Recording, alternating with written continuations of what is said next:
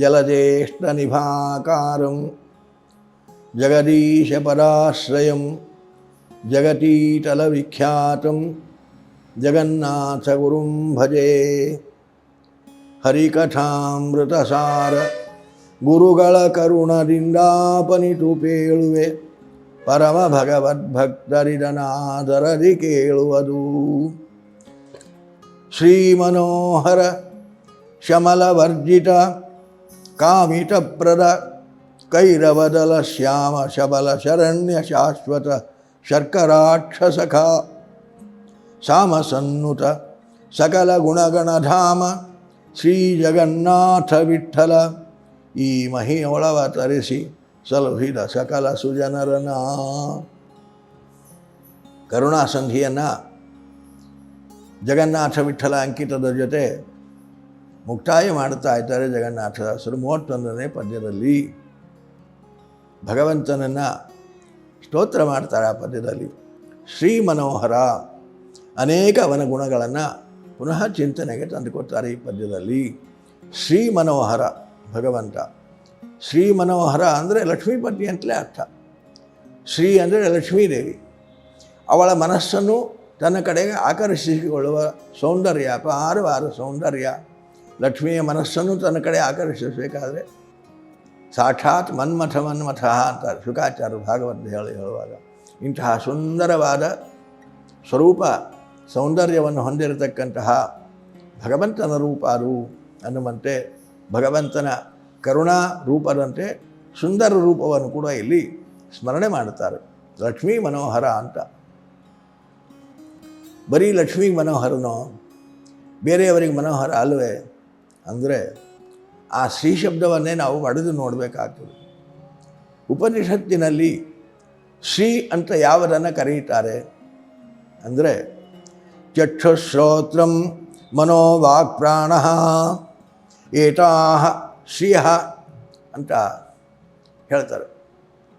ಈ ಚಕ್ಷುಸ್ಸು, ಕಣ್ಣು, ಶ್ರೋತ್ರ ಕಿವಿ, ಮನೋ, ವಾಕ್, ಪ್ರಾಣ ಉಸಿರು, ಇವು ಶ್ರೀ ಅಂತ ಕರೆಸಿಕೊಳ್ತವೆ ಅಂತ ಐತರೆಯ ಉಪನಿಷತ್ತಿನಲ್ಲಿ ಹೇಳುವಾಗ ಅಂತಾರೆ. ಶ್ರೀ ಅಂದರೆ ಈ 5 ಚಕ್ಷುಶ್ರೋತ್ರಂ ಮನೋ ವಾಕ್ಪ್ರಾಣ ಏತಃ ಶ್ರಿಯ, ಇವು ನಿಜವಾದ ಸಂಪತ್ತು ಅಲ್ವಾ. ಕಣ್ಣು, ಚಕ್ಷು ಎಷ್ಟು ದೊಡ್ಡ ಸಂಪತ್ತು. ಕಣ್ಣೇ ಇಲ್ಲ ಅಂದರೆ ಅದು ಎಷ್ಟು ದೊಡ್ಡದು ಅಂತ ಗೊತ್ತಾಗ್ತದೆ. ಆ ದೃಷ್ಟಿಯಲ್ಲಿ ನಾವು ಆಲೋಚನೆ ಮಾಡಬೇಕು. ಕಣ್ಣು ಎಷ್ಟು ದೊಡ್ಡ ಸಂಪತ್ತು. ಕಣ್ಣೇ ಇಲ್ಲ ಅಂದರೆ ಜಗತ್ತನ್ನೇ ನೋಡಲಾರೆವು, ಯಾವುದನ್ನು ಗ್ರಹಿಸಲಾರೆವು, ಯಾವುದನ್ನು ನೋಡಲಿಕ್ಕೆ ಸಾಧ್ಯವಿಲ್ಲ.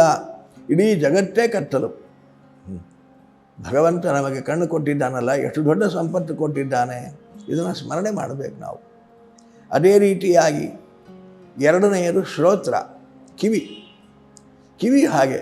ಇವತ್ತು ನಾವು ಭಗವಂತನ ಮಹಿಮೆಯನ್ನು ಕೇಳುವ ಕಿವಿನೇ ಇಲ್ಲ ಅಂದರೆ ಭಗವಂತನ ಮಹಿಮಾ ಜ್ಞಾನ ಆಗಬೇಕು. ಹಾಗೆ ಭಗವಂತನ ಮಹಿಮಾ ಜ್ಞಾನ ಜ್ಞಾನಿಗಳಿಂದ ಕೇಳಿ ತಿಳಿಯಬೇಕು. ಕೇಳಬೇಕಾದ್ರೆ ಕಿವಿ ಬೇಕು. ಕಿವಿನೇ ಇಲ್ಲ ಅಂದರೆ ಭಗವಂತನ ಮಹಿಮಾ ಜ್ಞಾನ ಆಗಲಿಕ್ಕೆ ಸಾಧ್ಯ ಇಲ್ಲ. ಲೌಕಿಕ ವ್ಯವಹಾರವೂ ಕೂಡ ಕಿವಿ ಇಲ್ಲ ಅಂದರೆ ಆಗಲಾರದು. ನಾವು ಏನೋ ಹೇಳಿದ್ರೂ ಅವನಿಗೇನೂ ಅರ್ಥ ಆಗಲ್ಲ. ಆಗಾಗ ಲೌಕಿಕ ವ್ಯಾಪಾರಗಳು ನಡೆಯಲಾರದು. ಕಾರಣ ಕಿವಿ ಒಂದು ಭಗವಂತ ಕೊಟ್ಟ ಸಂಪತ್ತು. ಶ್ರೀ ಅಂತ ಅದಕ್ಕೂ ಶ್ರೀ ಅಂದರೆ ಸಂಪತ್ತು. ಅದೇ ರೀತಿ ಮನಸ್ಸು, ಅಂತಃಕರಣ, ಒಳಗಿನ ಮನಸ್ಸು ಎಷ್ಟು ಸೂಕ್ಷ್ಮವಾಗಿರತಕ್ಕಂಥದ್ದು ಅಂದರೆ ವಿಚಿತ್ರವಾದ ಇಂದ್ರಿಯ ಅದು ಭಗವಂತ ಕೊಟ್ಟದ್ದು. ಅದೊಂದು ಥರದ ಸಂಪತ್ತು. ಮನಸ್ಸು ಬಂದರೆ ಬೇಕಾದ ಮಾಡಿ ಅನ್ನುವಂಥದ್ದು ಮನುಷ್ಯ. ಮನಸ್ಸಿಲ್ಲ ಅಂದರೆ ನಿಲ್ಲವೇ ಇಲ್ಲ. ಮನಸ್ಸಿಲ್ಲ ಅಂದರೆ ಕಣ್ಣು ನೋಡಿನೂ ಕೆಲಸ ಇಲ್ಲ, ಕಿವಿ ಕೇಳಿದರೂ ಕೆಲಸ ಇಲ್ಲ. ಮನಸ್ಸಿಲ್ಲದೆ ಕೇಳಿದರೆ ಏನೂ ಅರ್ಥ ಆಗಲ್ಲ. ಮನಸ್ಸಿಲ್ಲದೆ ನೋಡಿದರೆ ಯಾವುದು ಕಾಣೋದೇ ಇಲ್ಲ. ಹಾಗಾಗಿ ಪ್ರತಿಯೊಂದು ಇಂದ್ರಿಯದ ವ್ಯಾಪಾರದ ಹಿನ್ನೆಲೆಯಲ್ಲಿ ಮನಸ್ಸಿದ್ದರೆ ಮಾತ್ರ ಆ ಇಂದ್ರಿಯದ ಕಾರ್ಯ ನಮಗೆ ಅನುಭವಕ್ಕೆ ಬರ್ತದೆ. ಇಂತಹ ವಿಚಿತ್ರವಾದ ಸಾಮರ್ಥ್ಯ ಮನಸ್ಸಿನದು. ಇದು ಒಂದು ಮನಸ್ಸು ಒಂದು ರೀತಿಯ ಭಗವಂತ ಕೊಟ್ಟ ಸಂಪತ್ತು. ಅದೇ ರೀತಿ ವಾಕ್, ಕೇಳುವ ಕಿವಿ ಉಂಟು, ಮಾತನಾಡುವ ನಾಲಿಗೆನೇ ಇಲ್ಲ ಅಂದರೆ ನಾಲಿಗೆ ಮಾತನಾಡಿದರೆ ತಾನೇ ಕಿವಿ ಕೇಳೋದು. ಕಾರಣ ಮಾತನಾಡುವ ನಾಲಿಗೆ ನೋಡಿರಿ, ಯಾರಿಗುಂಟು ಈ ನಾಲಿಗೆ? ಭಗವಂತನ ಸೃಷ್ಟಿಯಲ್ಲಿ 84 ಲಕ್ಷ ವಿಧವಾಗಿರತಕ್ಕಂತಹ ಶರೀರಗಳನ್ನು ಭಗವಂತ ಸೃಷ್ಟಿ ಮಾಡಿದ್ದಾನೆ. ಆದರೆ ಆ 84 ಲಕ್ಷ ಶರೀರಗಳಲ್ಲಿ ಮಾತನಾಡುವ ಒಂದೇ ಶರೀರ ಅದು ಮನುಷ್ಯನ ಶರೀರ. ಉಳಿದ ಯಾವ ಶರೀರಗಳಲ್ಲಿದ್ದ ಚೇತನರಿಗೂ ಮಾತಿನ ವ್ಯವಹಾರ ಇಲ್ಲ. 83,99,999 ಶರೀರ ಅದು ಮಾತನಾಡದ ಶರೀರ. ಮಾತನಾಡುವ ಒಂದೇ ಒಂದು ಶರೀರ ಅದು ಮನುಷ್ಯ ಶರೀರ. ಮನುಷ್ಯರಿಗೂ ಎಲ್ಲರಿಗೂ ಮಾತಾಡಲಿಕ್ಕೆ ಬರ್ತಾರಂತ ಇಲ್ಲ, ಕೆಲವರು ಮೂಕರಾಗಿಬಿಡ್ತಾರೆ. ಇವತ್ತು ನಾವು ಮಾತನಾಡ್ತಾ ಇದ್ದೇವೆ ಅಂದರೆ ಭಗವಂತ ಎಷ್ಟು ದೊಡ್ಡ ಸಂಪತ್ತು ನಮಗೆ ಅನುಗ್ರಹ ಮಾಡಿದ್ದಾನೆ. ಮಾತೇ ಇಲ್ಲ ಅಂದರೆ ಯಾವ ವ್ಯವಹಾರವೂ ನಡೆಯಲಾರದು. ಕಾರಣ ಮಾತೊಂದು ಸಂಪತ್ತು ಅಂತಾರೆ ಶಾಸ್ತ್ರಕಾರ ಉಪನಿಷತ್ಕಾರರು. ಅದೇ ರೀತಿ ಪ್ರಾಣ, ಮಾತಿತ್ತು, ಕಣ್ಣಿತ್ತು, ಕಿವಿ ಇಟ್ಟು, ಮನಸ್ಸಿತ್ತು, ಉಸಿರಾಟವೇ ಇಲ್ಲ ಅಂದರೆ ಪ್ರಾಣ ಉಸಿರಾಟದ ದೇವತೆ ತನ್ನ ಕೆಲಸವನ್ನು ತಾನು ಮಾಡದೇ ಇದ್ದರೆ ಯಾವ ಇಂದ್ರಿಯಗಳಿದ್ದು ಏನೂ ಉಪಯೋಗ ಇಲ್ಲ. ಕಾರಣ ಪ್ರಾಣ, ಆ ಉಸಿರಾಟ ಒಂದು ಭಗವಂತ ಕೊಟ್ಟು ಸಂಪತ್ತು. ನಾವು ಇವತ್ತು ಉಸಿರಾಡ್ತಾ ಇದ್ದೇವೆ ಅಂದರೆ ಅದು ಭಗವಂತ ಮಾಡಿದ ಅನುಗ್ರಹ. ಇವತ್ತು ಮಾತನಾಡ್ತಾ ಇದ್ದೇವೆ ಅಂದರೆ ಅದು ಭಗವಂತನ ಕರುಣೆ. ಇವತ್ತು ನೋಡಿ ನಾವು ತಿಳ್ಕೊಳ್ತಾ ಇದ್ದೇವೆ ಅಂದರೆ ಅದು ಭಗವಂತನ ಕರುಣೆ. ಕೇಳಿ ನಾವು ತಿಳಿತಾ ಇದ್ದೇವೆ ಅಂದರೆ ಅದು ಭಗವಂತನ ಕರುಣೆ.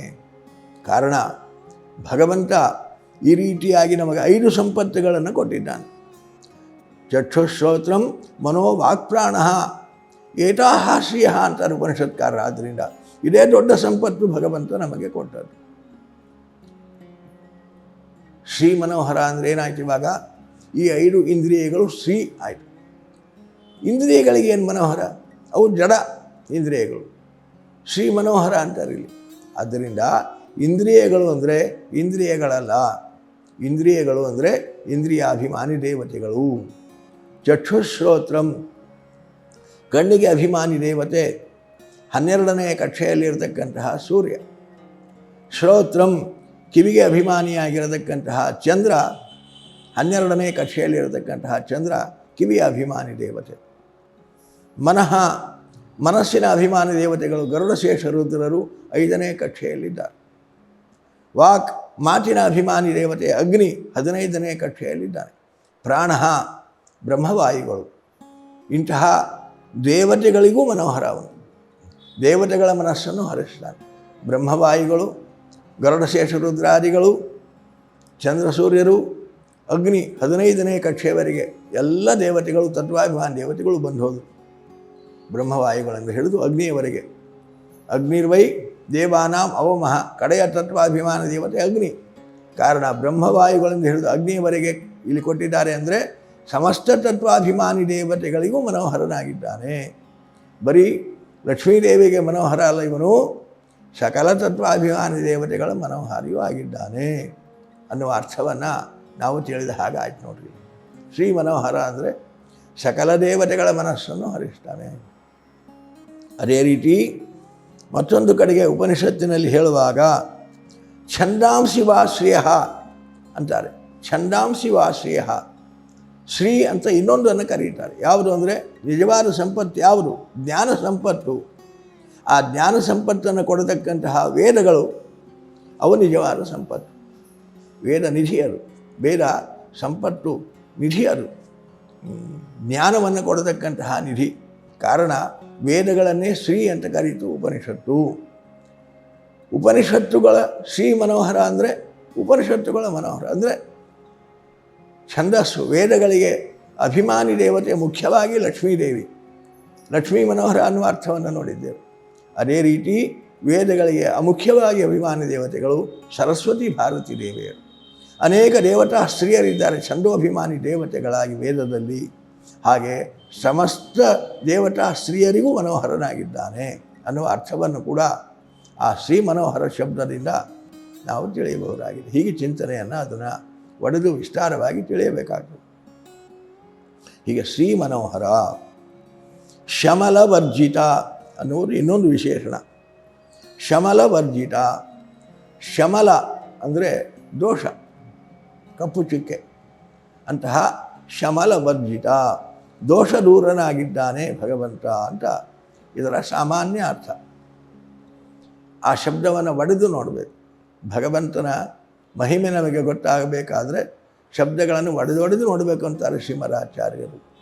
ಒಂದೊಂದು ಶಬ್ದದಿಂದಲೂ ಭಗವಂತನ ಅದ್ಭುತವಾದ ಗುಣಚಿಂತನೆ ಬರ್ತದೆ. ಆದ್ದರಿಂದ ಶಬ್ದಗಳ ಸಾಮಾನ್ಯ ಅರ್ಥವೊಂದಾದರೆ ಆ ಶಬ್ದಗಳನ್ನು ಅಕ್ಷರ ಒಡೆದೊಡೆದು ಅರ್ಥವನ್ನು ತಿಳಿಯಬೇಕು ಅಂತಾರೆ. ಅವರವರ ಬುದ್ಧಿಗೆ ತಕ್ಕಂತೆ ಹೊಸ ಹೊಸ ಅರ್ಥಗಳು ಹೊಳೆಯಿತು.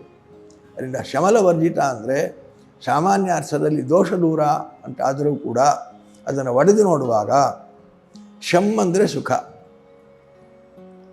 ಶಮ್ ಅಂದರೆ ಸುಖ, ಶಮಲ ಅನ್ನುವಲ್ಲಿ ಶಮ್ ಅಂದರೆ ಸುಖ, ಮಲ ಅಂದರೆ ದೋಷ, ಮಲವೇ ದೋಷ.